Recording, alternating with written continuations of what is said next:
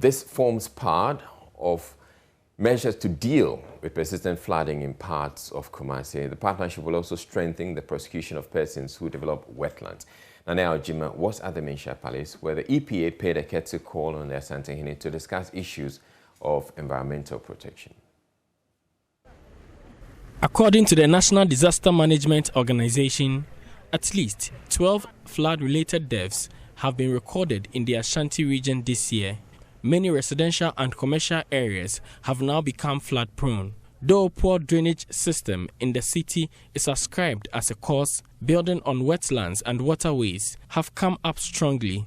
NADMO has submitted reports of houses sitting on waterways for demolition, but city authorities are yet to take action on them. Under the new partnership, the EPA with authority has mapped up and encumbered identified wetlands in the city. Chief Executive of the EPA, Henry Kokofu, explains the need to educate the public for the conservation of wetlands. Wetlands are not necessarily wastelands, so they are areas of high sensitivity when it comes to environmental issues.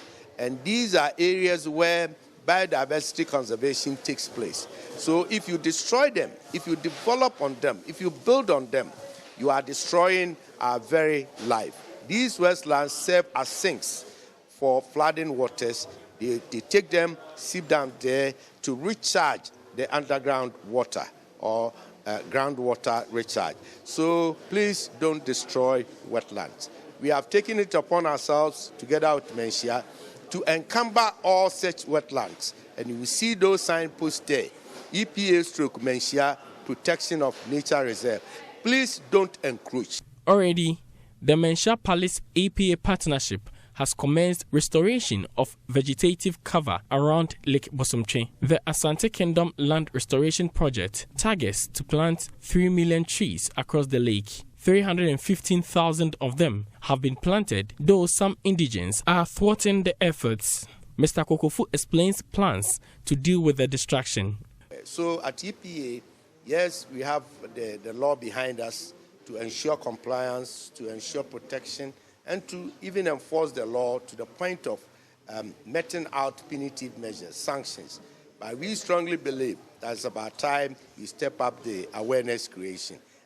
But from now on, as we've given the CREMA means the Community Resource Management areas.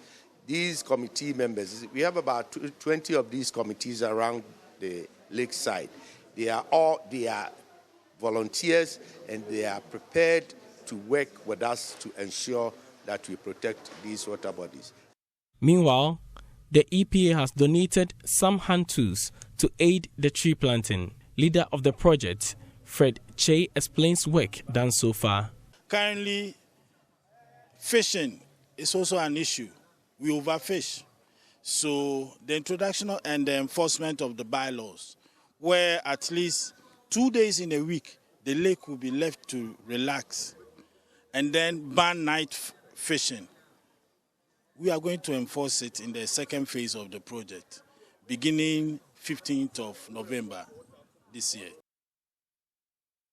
Meanwhile, motorists and commuters were left stranded for several hours as a downpour Tuesday evening left several parts of the Ashanti region flooded. The floods caused heavy vehicular congestion and rendered sections of many roads inaccessible. My colleague Ohiming Tiria reports residential, commercial and religious places were inundated by floodwater.